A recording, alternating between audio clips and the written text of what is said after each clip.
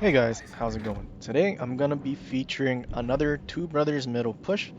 This time I am in a cruiser, more specifically the Cleveland, but I'm still in a division, so take how this game is played with a grain of salt, but I will try to explain the best way to utilize the middle push while in a cruiser.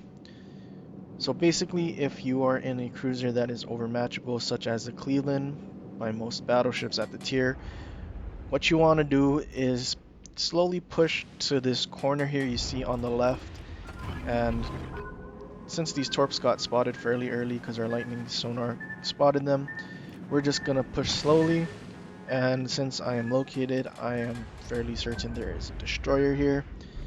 But basically what you want to do is slowly peek this corner. There, Jervis gets spotted, so I start to slow down. And since I know that the Jervis torp angles are atrocious, I know that he has to give full broadside to use them. So I just sit here and shoot him on his way in. But like I said, what you want to do is just simply use this spot just so that you have some sort of cover if there is any sort of ship that will be shooting you. Unfortunately, this is somewhat a decent example, although our gives us smoke so that we can farm this hipper. But essentially this is the spot you want to be using, and like in my Atlanta video, I had pointed out that you can essentially put the bow of your ship around the corner and shoot without being spotted. That is essentially what you want to be doing in this situation. Obviously, again, since we have smoke, we are not really doing that, but that is the general idea. If we were in a heavy cruiser such as Baltimore or Wichita and even Riga in this situation, we would actually be able to bow in around the corner and actually spot for ourselves.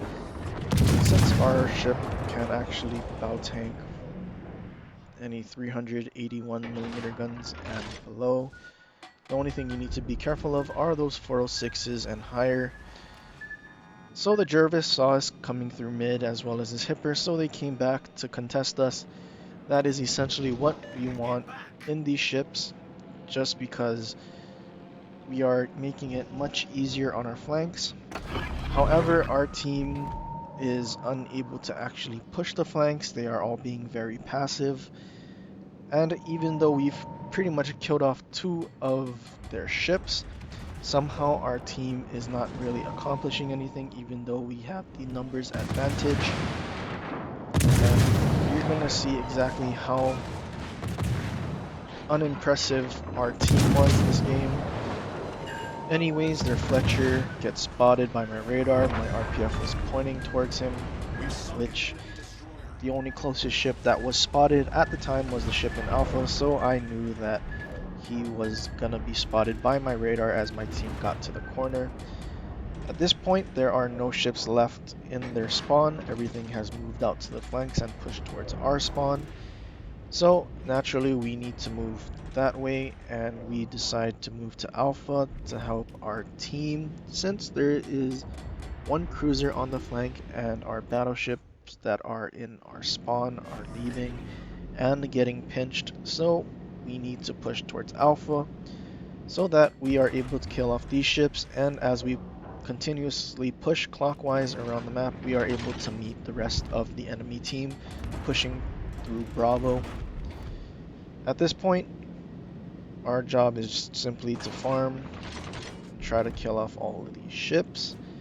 The Georgia is reversing, and at this range, Cleveland's AP can be very good.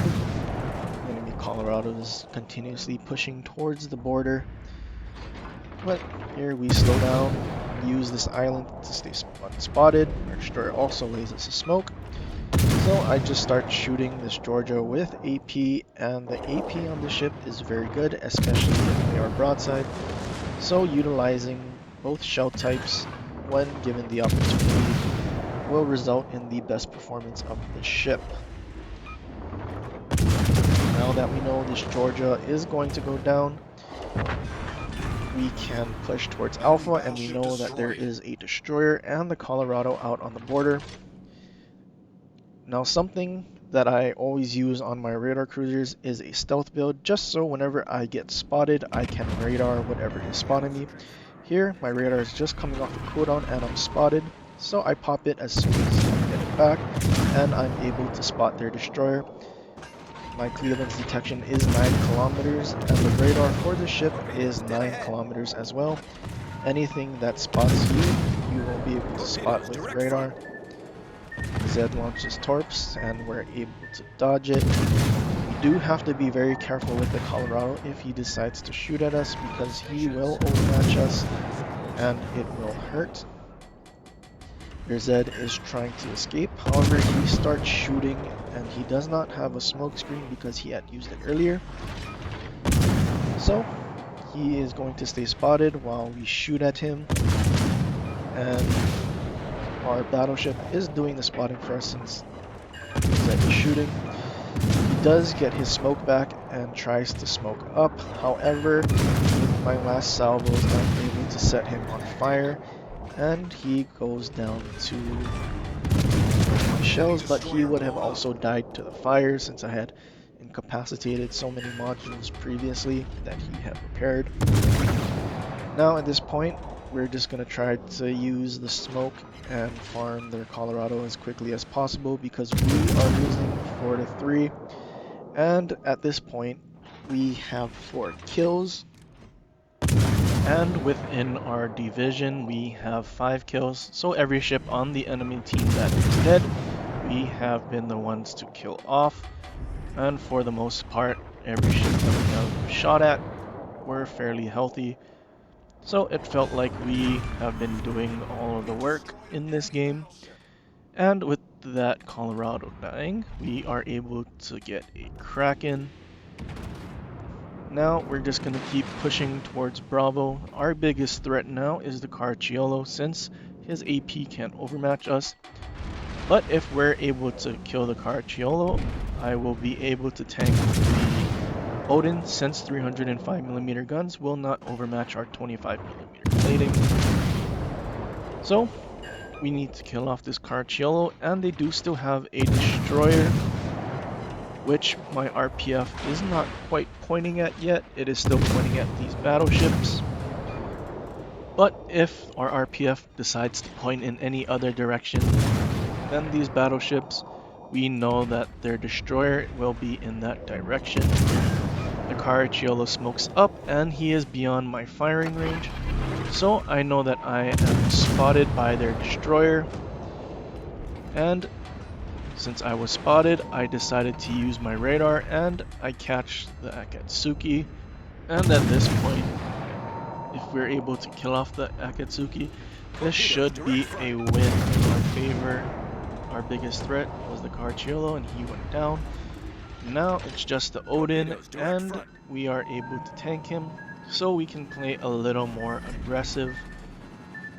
And after the Akatsuki goes down and their Caracciolo goes down, the Odin is the last ship alive, and our division has 8 of 9 kills of the enemy team. So our division basically, I want to say, won this game single-handedly. Obviously these battleships were relatively low HP, but aside from that, I don't think our team helped us that much.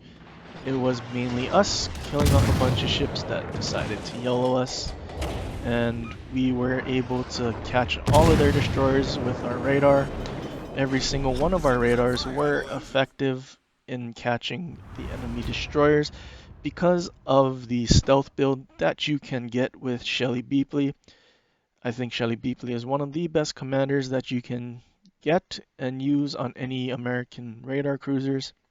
So in this game we had a pretty good performance, 3500 base XP, got a Kraken, and our division was able to kill off the entire enemy team.